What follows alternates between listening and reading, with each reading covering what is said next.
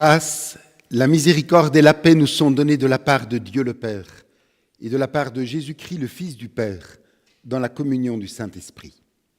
Amen. Chers frères et sœurs, au nom du Christ, je vous souhaite la bienvenue dans ce temple où nous sommes venus pour rechercher la présence de Dieu, écouter sa parole et la méditer ensemble. Le Christ nous accueille tels que nous sommes. Et il nous rappelle la bonne nouvelle de l'Évangile. Qui que nous soyons, la grâce, la miséricorde et la paix nous sont données gratuitement de la part de Dieu notre Père et de Jésus-Christ notre Sauveur dans la communion du Saint-Esprit. Je vous invite à la prière. Tendre Père, nous te remercions ce matin pour tout ce qui nous rapproche de toi. Nous te remercions pour l'Écriture sainte qui décrit ton action avec ton peuple et retrace pour nous les paroles et les actes de notre Seigneur Jésus-Christ. Nous te remercions pour la musique et la poésie des psaumes, pour les cantiques que nous chantons et pour tous les souvenirs qu'ils éveillent en nous. Nous te remercions pour la porte ouverte de la prière que nul ne peut refermer. Nous te remercions pour ce jour qui nous appelle à mettre de côté les choses habituelles et à entrer dans un temps mis à part. Nous te remercions pour la prédication de ta parole qui nous réconforte le cœur et illumine l'esprit. Ouvre maintenant notre cœur et notre esprit afin que nous recevions aujourd'hui les choses précieuses que tu veux nous donner par Jésus-Christ notre Seigneur. Amen. Et je vous invite à vous lever pour ouvrir notre culte à la louange du Père par le chant du psaume 33. Du psaume 33, nous chantons les strophes 1 et 2.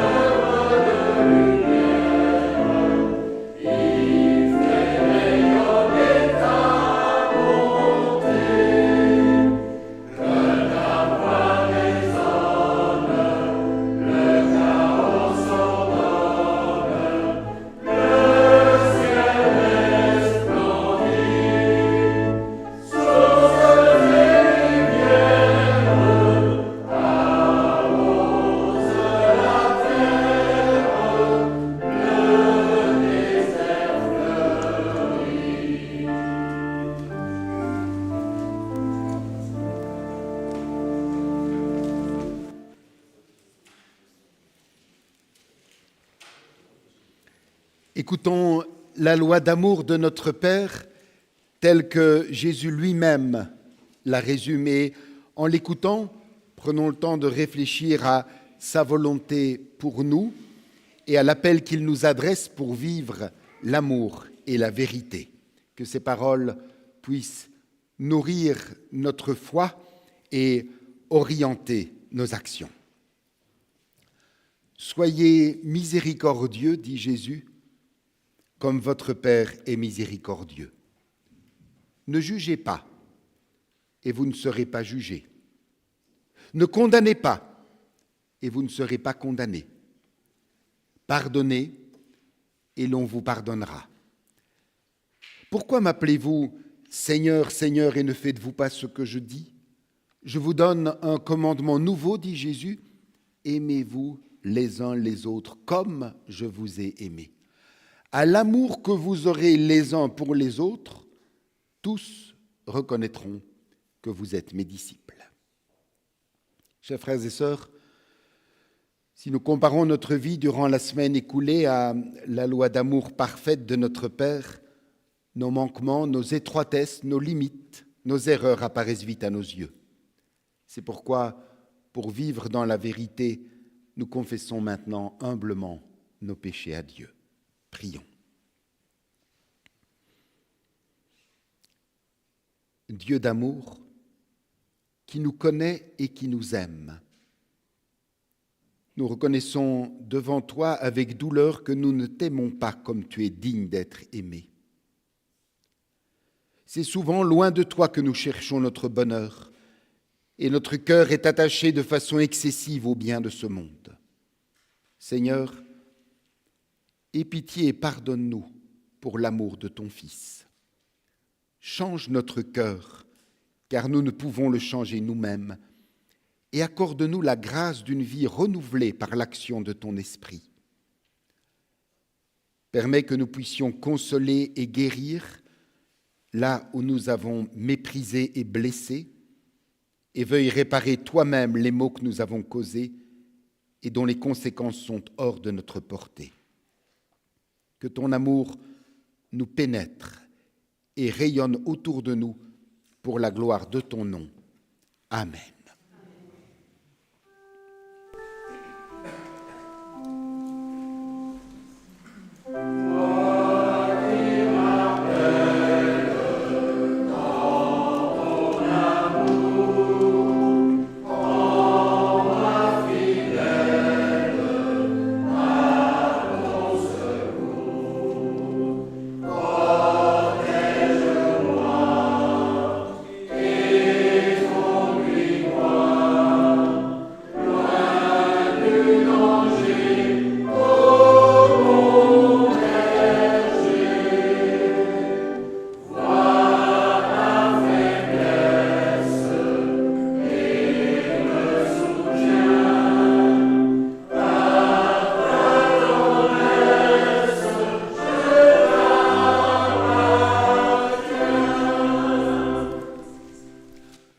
Levons-nous pour recevoir le pardon de Dieu.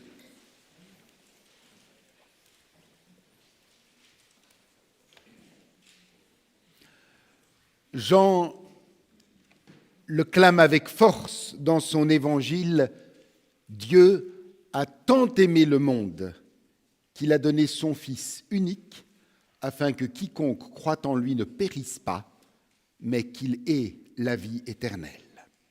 À tous ceux qui se tournent vers Dieu et cherchent leur salut en Jésus-Christ, au nom du Père, du Fils et du Saint-Esprit, nous déclarons que Dieu accorde ici et maintenant le pardon de leurs péchés. Amen.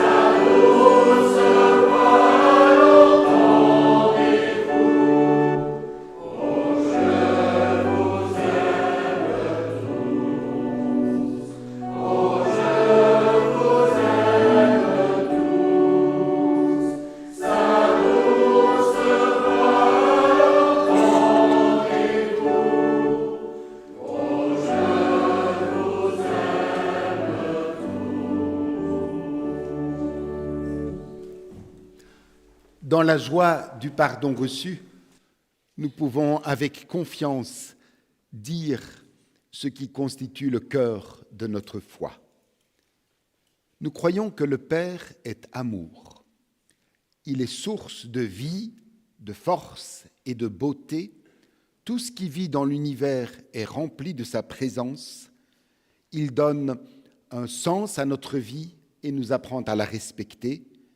Dieu est éternellement jeune et il soutient notre croissance pour réparer nos gâchis il a envoyé son Fils.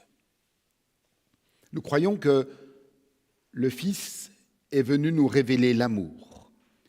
Né de la Vierge Marie, Jésus est semblable à nous en tout point, sauf le péché. Frère aîné de toute l'humanité, il a choisi la dernière place. Il s'est fait par amour pauvre et petit pour être le frère du plus pauvre et devenir notre plus proche parent. Jésus n'a vécu que pour les autres, obéissant jusqu'à la mise en croix. Vainqueur de la mort et du péché, il nous entraîne dans le sillage de sa résurrection. Un jour, il nous jugera tous sur l'authenticité de notre amour. Nous croyons que l'Esprit est feu, souffle, clarté. Il nous apprend à prier, à aimer, à nous engager aussi dans un monde en chantier dont nous sommes responsables.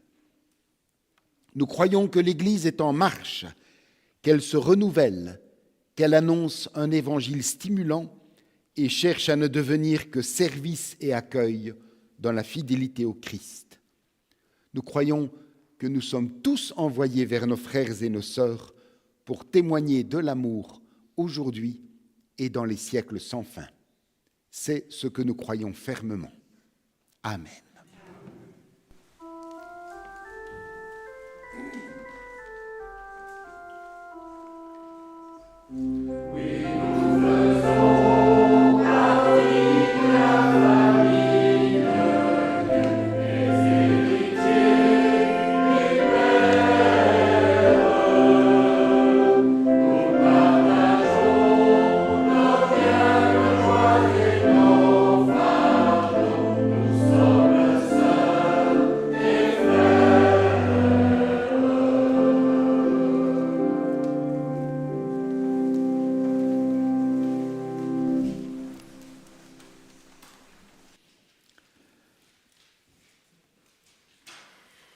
Prions pour demander à Dieu qu'il nous éclaire par son esprit afin que nous comprenions ce qu'il a à nous dire.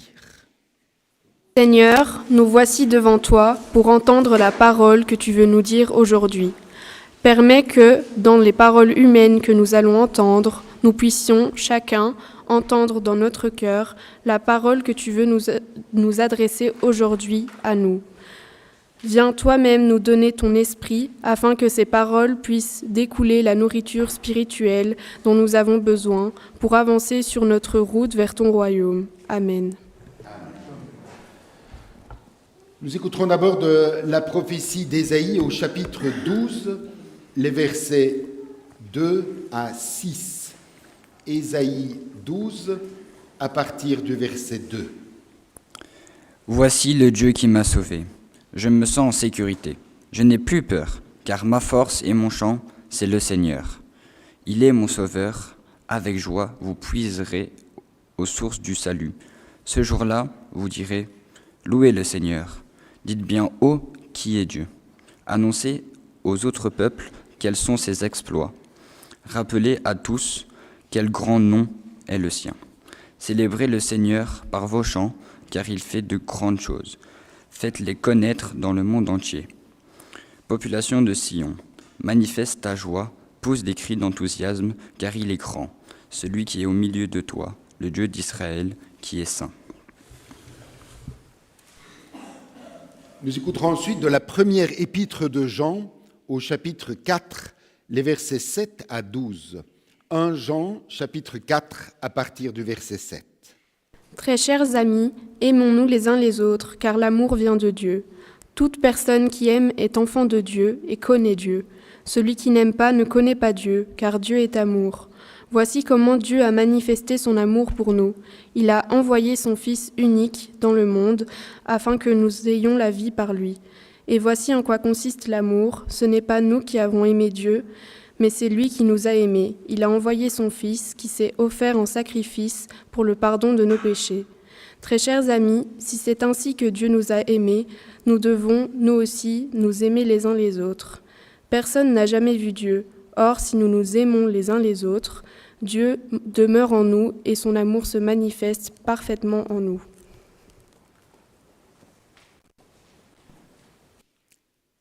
Et l'évangile de ce matin se lit dans l'évangile de Jean au chapitre 16 à partir du verset 19. L'évangile de Jean, chapitre 16 à partir du verset 19. Jésus, sachant qu'il voulait l'interroger, leur dit: vous vous questionnez les uns les autres sur ce que j'ai dit, encore un peu de temps et vous ne me verrez plus, et puis encore un peu de temps et vous me verrez. En vérité, je vous le dis, vous pleurerez et vous vous lamenterez, et le monde se réjouira. Vous serez dans la tristesse, mais votre tristesse se changera en joie. La femme, lorsqu'elle enfante, éprouve de la tristesse parce que son heure est venue, mais lorsqu'elle a donné le jour à l'enfant, elle ne se souvient plus de la souffrance à cause de la joie qu'elle a de ce qu'un homme est né dans le monde.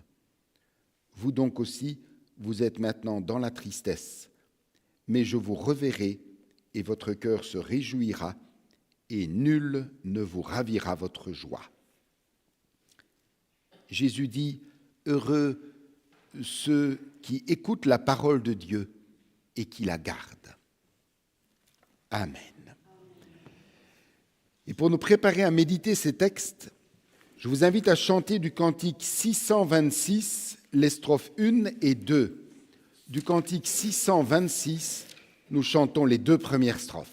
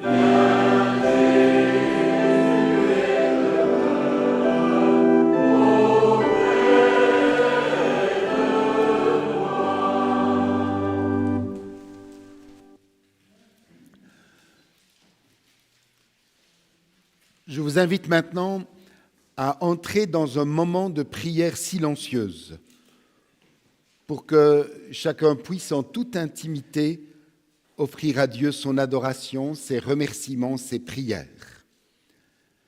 Même si aujourd'hui le silence délaisse de plus en plus nos journées, il est bon devant Dieu de réapprendre à nous placer en silence devant lui pour le laisser nous parler. Recueillons-nous en silence dans la prière.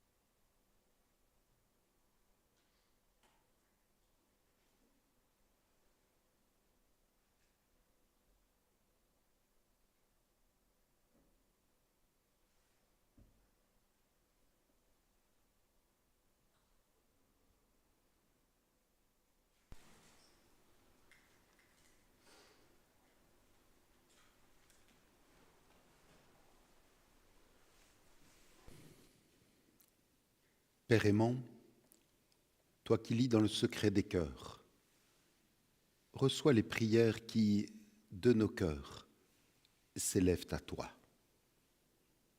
Ces prières qui, avant toute autre chose, sont un cri de reconnaissance. Oui, merci pour tout ce que tu es et tout ce que tu fais pour chacun de nous dans nos vies personnelles, familiales, mais aussi pour tout ce que tu nous donnes de vivre ensemble en Église.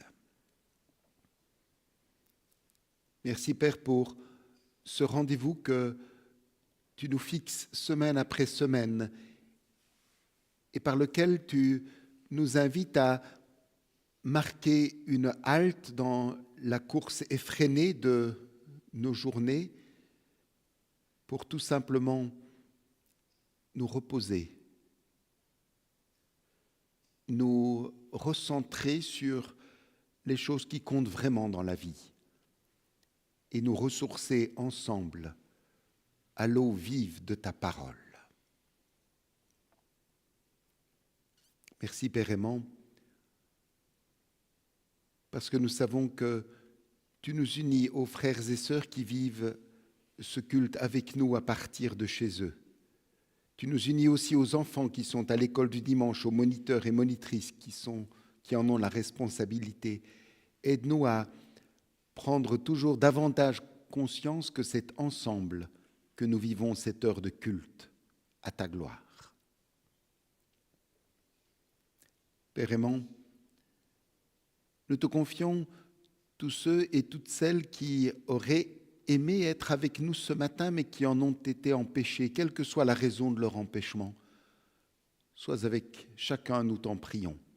Garde-les. Et sois tout particulièrement avec celles et ceux qui passent par l'épreuve, qui souffrent dans leur cœur, dans leur corps, dans leur âme. Tous ceux qui ont besoin de soutien. Étends ta main et bénis.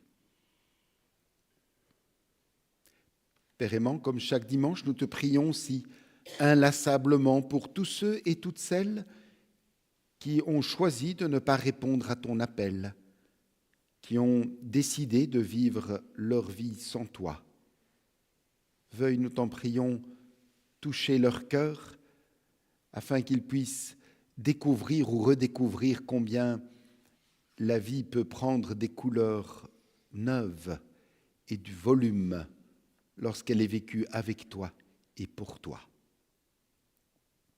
Et maintenant que nous allons nous pencher sur ta parole pour tenter d'en tirer des lignes de conduite pour notre vie de tous les jours, éclaire notre esprit et ouvre notre cœur afin que nous comprenions ce que tu as à nous dire et qu'une fois comprise ta parole puisse se graver en nous pour orienter notre marche au jour le jour. Nous te le demandons dans le nom de ton Fils, notre frère, Seigneur et Sauveur Jésus-Christ. Amen.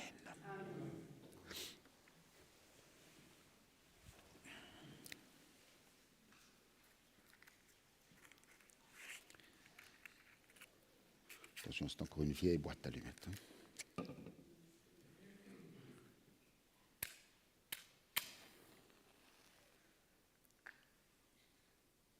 Pour ceux qui sont avec nous pour la première fois, ce n'est pas comme ça tous les dimanches.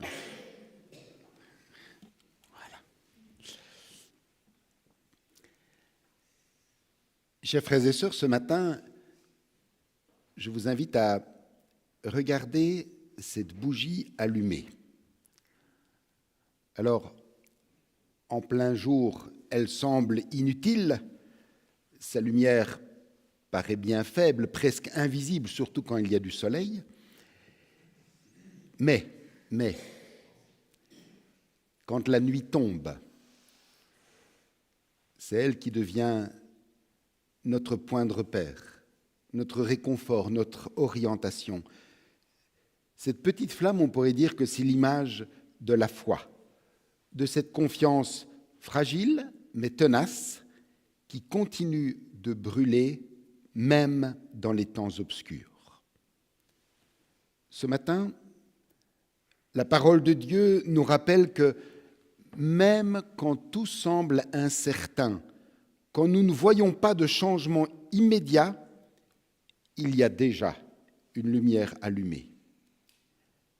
Elle brûle, même si on ne la voit pas encore pleinement.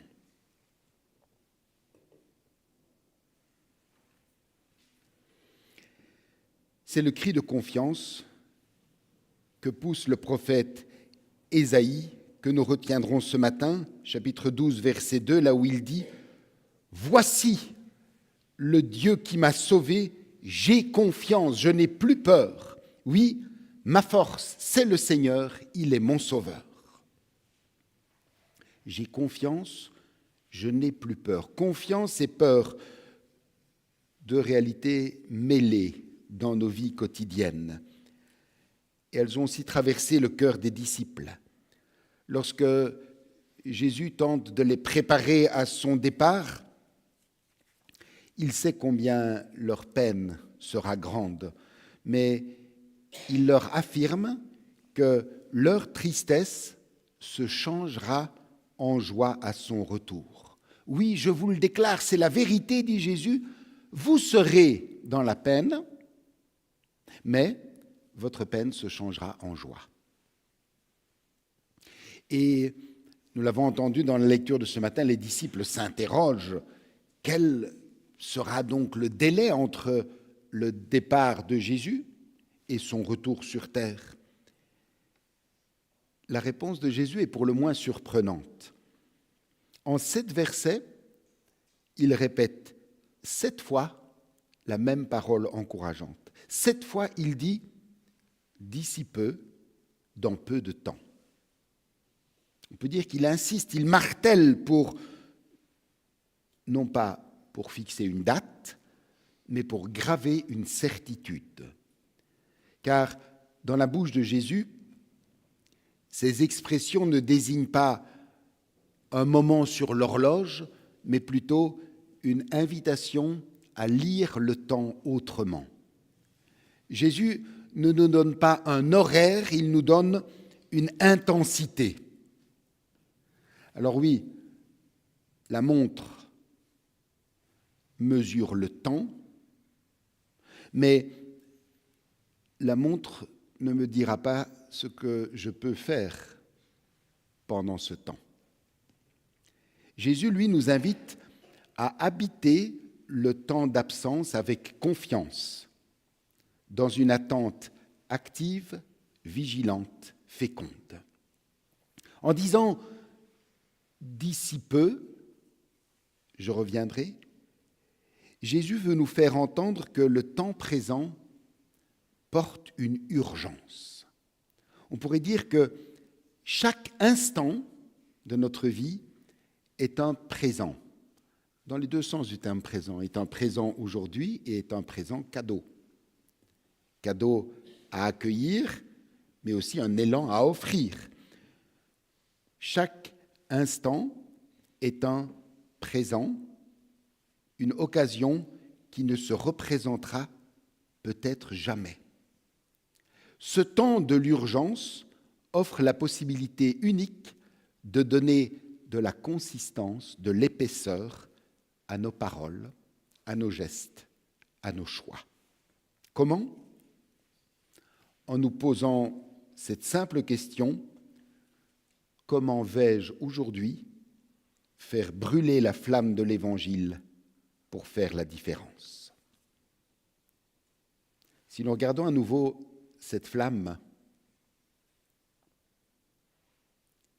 elle ne fait pas de bruit, elle ne prend pas toute la place, mais elle éclaire et surtout, elle peut allumer une autre flamme. Que faisons-nous aujourd'hui pour transmettre cette lumière autour de nous?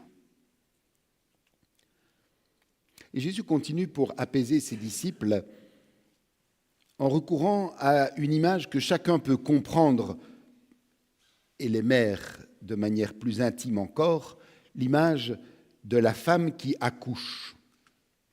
Elle traverse la douleur, le trouble, parfois même la peur, mais elle sait que cette souffrance n'est pas vaine, Elle est traversée, assumée parce qu'elle est tendue vers une promesse, une espérance. La joie qui vient après la douleur, qui lui donne un sens. Une naissance, c'est une joie profonde, une vraie joie. Et Jésus dit, il en sera ainsi pour vous, mes disciples. Vous connaîtrez de la peine, de l'abattement, le vertige du vide, mais votre tristesse se transformera en joie.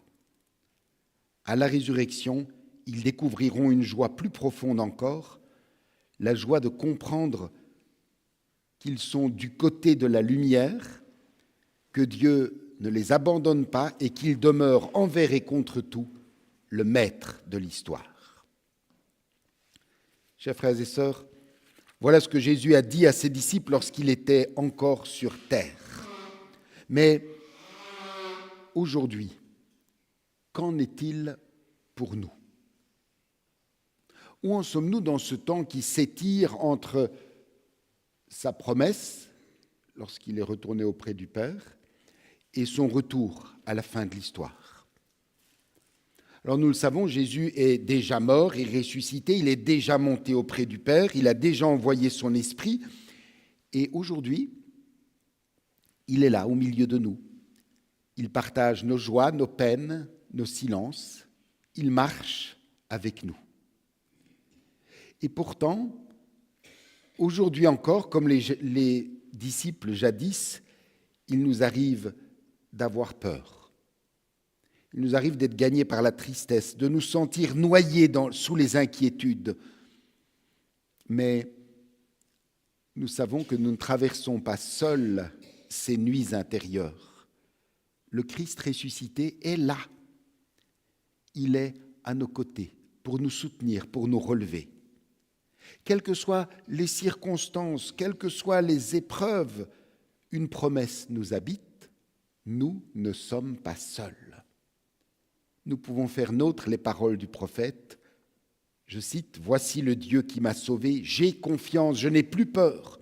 Oui, ma force, c'est le Seigneur, il est mon sauveur. » Et cette prière du prophète n'est pas juste un beau principe désincarné, non.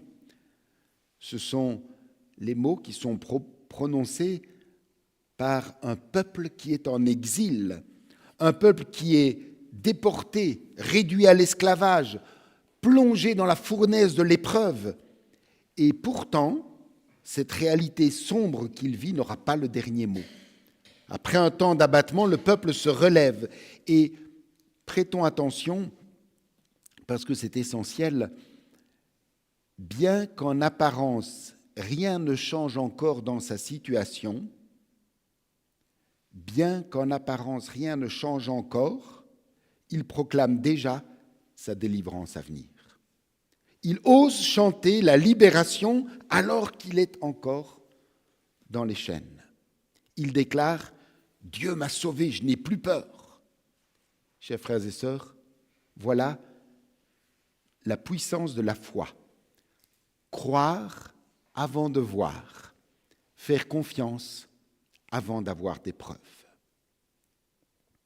Alors, pour que ce texte ne reste pas juste un texte historique, pensons aux situations que nous traversons, chacun, chacune. Sommes-nous en mesure, nous aussi, de proclamer notre confiance alors que tout semble encore flou, incertain, verrouillé ? Et attention, comme nous l'avons vu dans notre texte, il ne s'agit pas d'attendre que les choses commencent à aller mieux. Il ne s'agit pas d'attendre que le tunnel commence à s'éclairer pour commencer à proclamer notre confiance. Non, c'est au cœur de l'épreuve que le peuple a osé clamer sa confiance. C'est quand il était encore esclave qu'il a osé louer Dieu, parce qu'il voyait déjà la sortie, parce qu'il croyait fermement en celui qui le délivrerait. Oui, cela peut sembler difficile, cela peut paraître fou, mais c'est ça la démarche de la foi. Croire sans toujours voir, faire confiance aux promesses de notre Père avant même qu'elles ne se réalisent pleinement. Une solitude qui s'éternise, un deuil qui pèse, une situation familiale ou professionnelle qui s'enlise. Osons-nous, dans ces creux de vie, dire avec foi, je me sens en sécurité, je n'ai plus peur, ma grande force, c'est le Seigneur. Ça peut paraître difficile, c'est vrai, mais nous savons que nous ne sommes pas seuls. Dans sa première épître, Jean redit avec force que l'amour de Dieu est en nous. Et il ne s'agit pas de n'importe quel amour. Écoutons le verset 10. L'amour consiste en ceci, ce n'est pas nous qui avons aimé Dieu, mais c'est lui qui nous a aimés. D'abord. Et c'est sur cet amour entier, inébranlable, totalement désintéressé que nous pouvons nous appuyer. C'est en comptant sur cet amour premier de Dieu que nous pouvons dépasser nos limites et refuser d'être enfermés dans nos peurs, nos inquiétudes, nos faiblesses. Chers frères et sœurs, contrairement à ce qu'on pense ou ce que l'on dit souvent, même dans certains milieux chrétiens, la vraie question n'est pas « combien j'aime Dieu ?» Non. La vraie question c'est « combien Dieu m'aime ?» Et la réponse est toute simple. Il m'aime totalement. C'est cela qu'on appelle la grâce. Dieu m'aime vient avant j'aime Dieu. Avant même que nous le sachions, même si nous ne l'acceptons pas, même si nous le refusons, son amour est là. Dieu m'aime vient toujours avant j'aime Dieu. Et cet amour, nous ne l'avons pas reçu pour le garder pour nous en réserve, mais pour en vivre, pour le transmettre.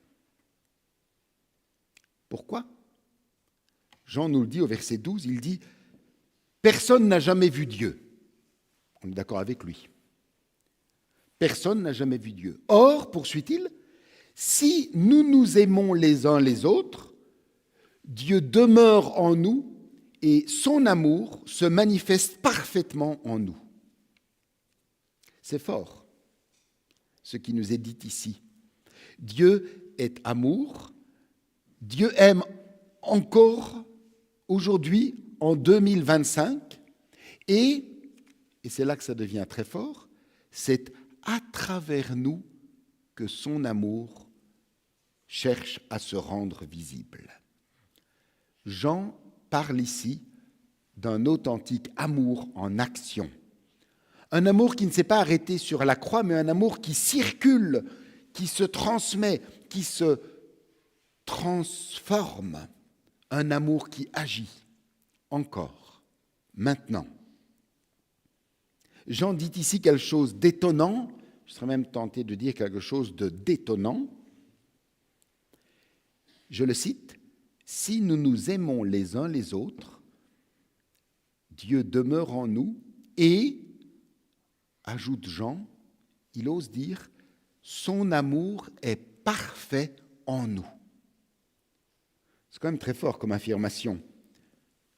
Son amour, l'amour de Dieu est parfait en nous. Prenons la mesure de cette affirmation. Le Dieu invisible qui a été révélé une fois pour toutes dans son Fils se révèle aujourd'hui dans son peuple si et quand nous nous aimons les uns les autres. Car si l'amour de Dieu devient visible dans notre amour, c'est tout simplement parce que cet amour n'est pas de nous. C'est son amour répandu en nous par son esprit. Chers frères et sœurs, notre amour mutuel devient le signe, la preuve, la trace vivante de la présence première de Dieu en nous.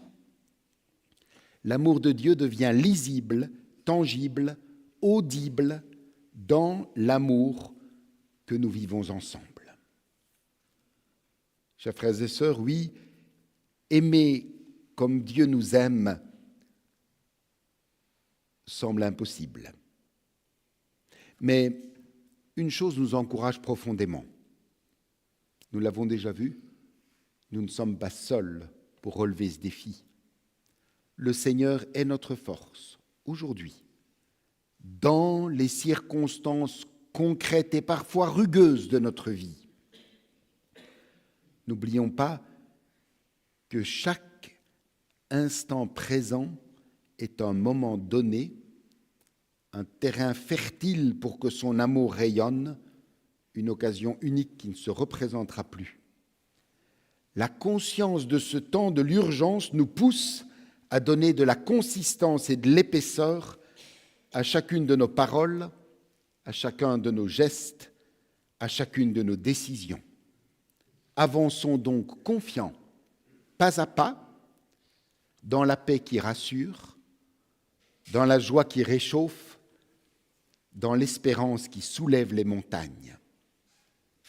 Et nous pouvons redire avec Ésaïe, chapitre 12, verset 2, « Voici le Seigneur qui m'a sauvé, j'ai confiance, je n'ai plus peur, oui, ma force, c'est le Seigneur, il est mon sauveur. » Amen.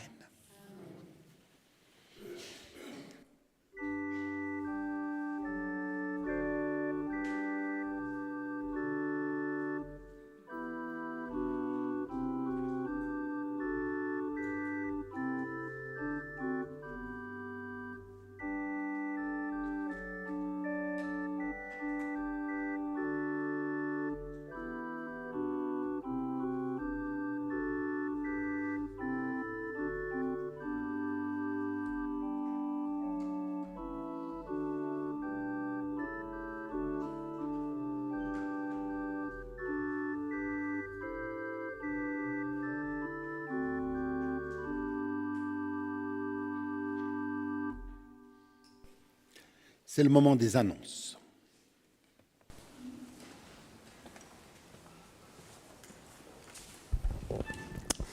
Eh bien, ce soir à 17h, ce sera le culte dans notre église filleule de la Louvière. Et c'est le dernier culte présidé par notre pasteur, puisque le pasteur élu à la Louvière reprendra le relais dès la semaine suivante. Lundi, à 19h, nous aurons la réunion du consistoire. Mardi, à 19h, ce sera l'étude biblique Racine. Là, nous terminerons notre étude des similitudes, des différences et des ponts entre catholiques romains et protestants. Mercredi et jeudi, dès 9h du matin, les diacres seront à leur poste pour la distribution des colis alimentaires au pavillon. Mercredi à 19h se tiendra la réunion de la Croix-Bleue. Samedi à 13h30, le cercle de jeunes se rendra à Jumet pour vivre l'après-midi et la soirée avec le groupe de jeunes de jeunesse régionale. Dimanche prochain, à 9h, pour les choristes, c'est le contraire de ce qui avait été dit au premier plan, mais nous reprenons la répétition de la chorale, mais dans le temple. Et après ça, nous accueillerons nos frères et sœurs de Vilvoorde. À 10h, nous aurons donc le culte avec les frères et sœurs de Vilvoorde, et puis nous prendrons le repas tous ensemble dans la grande salle. À ce propos, les inscriptions, je pense, se terminent aujourd'hui, mais nous allons prendre, Nadine et moi, venez vers nous à la tasse de café, nous prendrons l'argent pour assurer les dépenses du repas et de la visite pour celui qui participe à la visite. Une annonce encore. Dimanche passé, nous vous disions que samedi, c'est-à-dire hier, se tenait l'Assemblée synodale pour l'élection à la présidence du Conseil synodal. Et c'est donc la pasteure Isabelle de Tavernier qui a été élue comme présidente du Conseil synodal.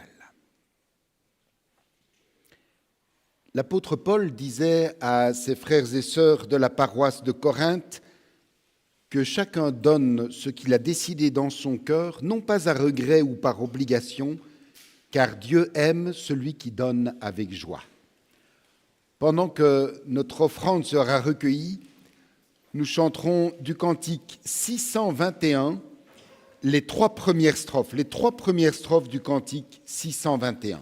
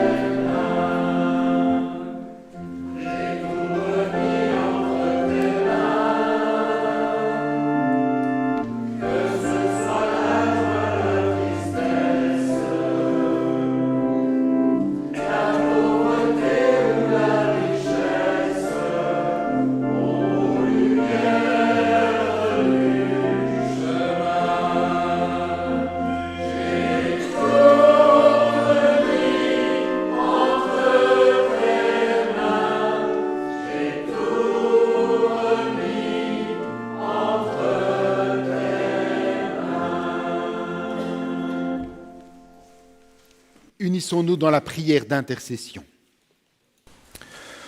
Ô Dieu notre Père, tu es le même hier, aujourd'hui, éternellement. C'est pourquoi nous te louons pour le témoignage unique que tu nous apportes par ton Fils Jésus-Christ. Par lui, nous savons maintenant que tu restes avec nous, au-delà des temps et des âges, au-delà des espaces, au-dessus de tout, dans la vie de chacun.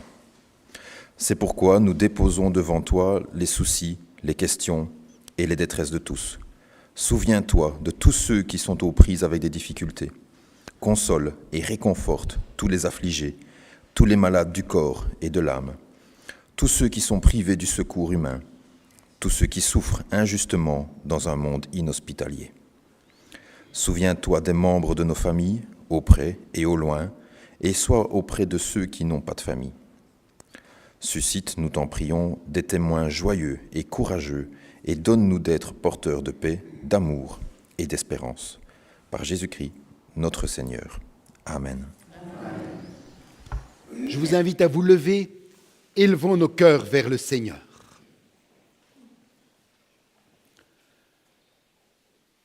Comme les disciples réunis à Jérusalem, nous voici rassemblés en ce premier jour de la semaine, car nous avons entendu la parole de Jésus vivant. La paix soit avec vous, comme le Père m'a envoyé, moi aussi, je vous envoie. Béni sois-tu pour le don de l'Esprit Saint. Il fait de nous des témoins du pardon que tu offres à ceux qui se confient en toi. Plein d'admiration et de reconnaissance, avec tous ceux qui se confient en ta grâce, nous proclamons « Saint, Saint, Sainte est le Seigneur ».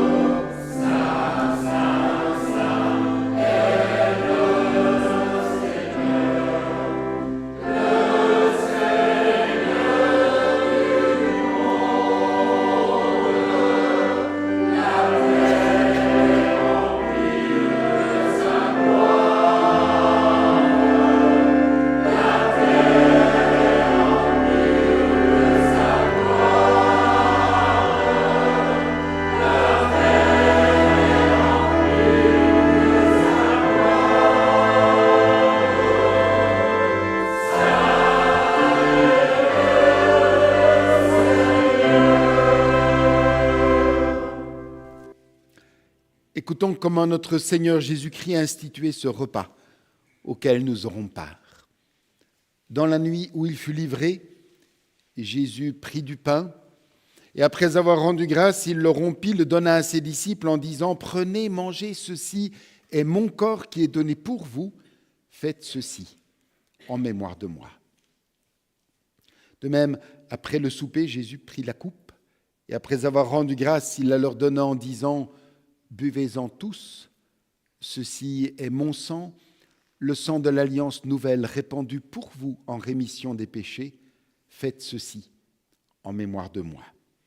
En vérité, je vous le dis, je ne boirai plus de ce fruit de la vigne jusqu'au jour où je le boirai nouveau avec vous dans la maison de mon Père. » Prions. Devant cette table, Père, nous nous rappelons les souffrances et la mort de Jésus. Nous nous réjouissons de sa résurrection. Elle nous donne l'assurance de sa présence auprès de nous. Nous attendons le jour où son règne sera établi sur toute la création, sur toute créature. Maintenant, Père, donne-nous ton Esprit Saint. En ce pain et ce vin, donne-nous de communier à la vie même du Christ. Que cette vie nous pénètre, qu'elle nous transforme à son image et nous fasse participer à son œuvre. Amen.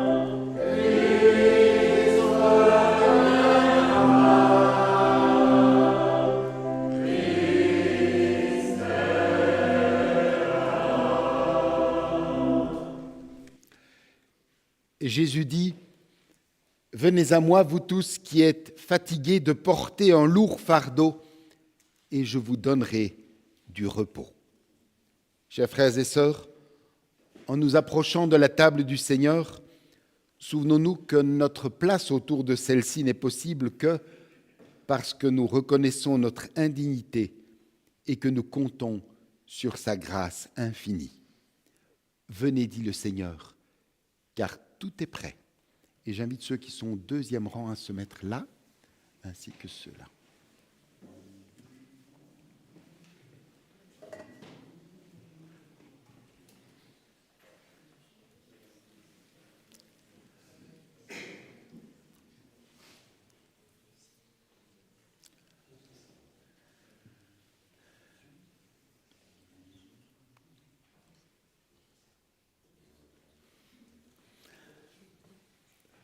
Le pain que nous rompons est la communion au corps de notre Seigneur Jésus-Christ qui a été donné pour nous. Ceci est mon corps. Ceci est mon corps. Ceci est mon corps.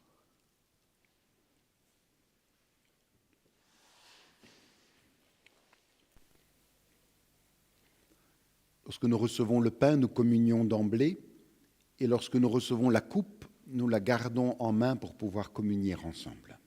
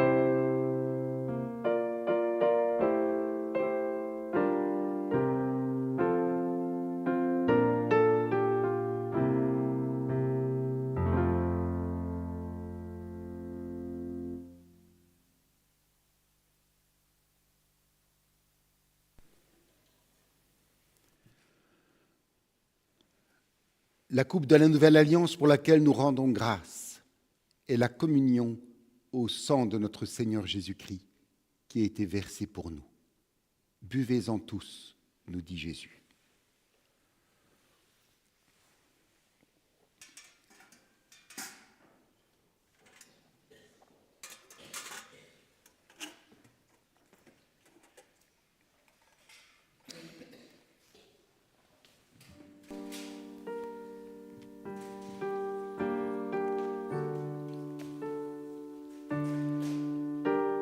Mon âme, bénis l'Éternel.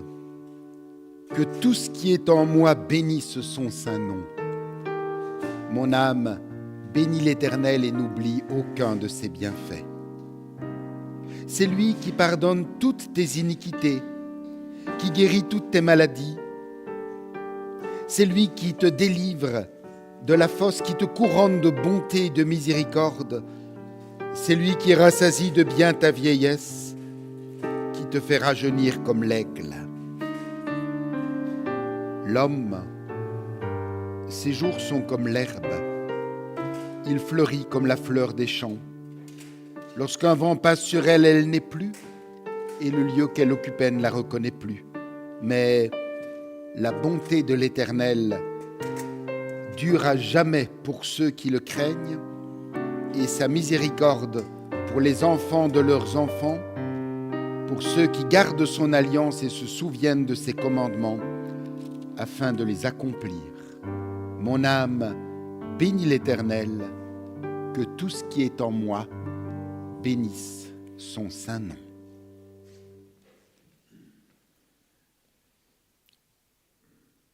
Merci, tendre Père, pour ce temps fort de communion que tu nous as donné de vivre avec toi qui veux raviver nos forces, mais aussi les uns avec les autres. Oui, nous savons et nous sentons qu'en ton Fils, nous sommes d'authentiques frères et sœurs.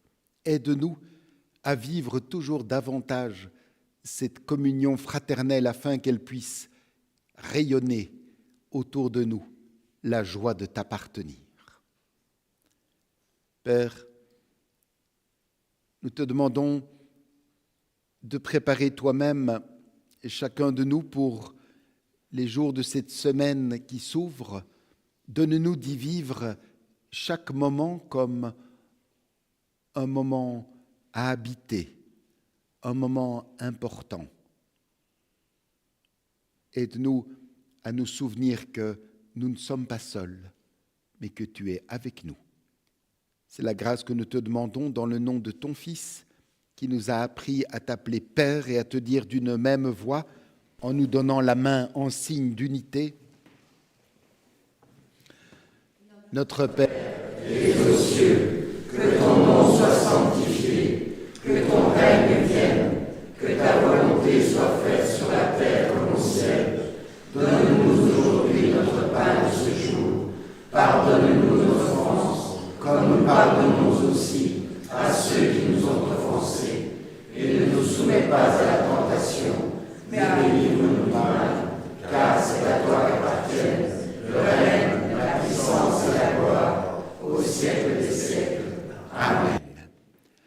allez confiants avec la force que donne l'Éternel.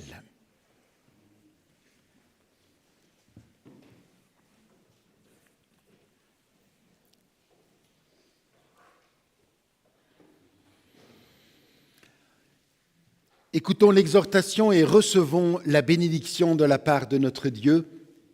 Chers frères et sœurs, osons avancer avec confiance, pas à pas, dans la paix qui rassure, la joie qui réchauffe et l'espérance qui soulève les montagnes.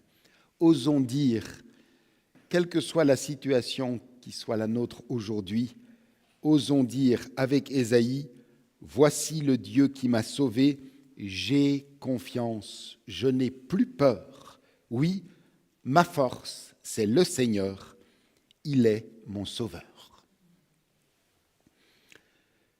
Que l'Éternel renouvelle votre intelligence, qu'il vous donne un regard clairvoyant, un cœur généreux, une fidélité éprouvée, Que l'Éternel vous bénisse et qu'il vous garde dans la communion du Père, du Fils et du Saint-Esprit. Amen. Amen.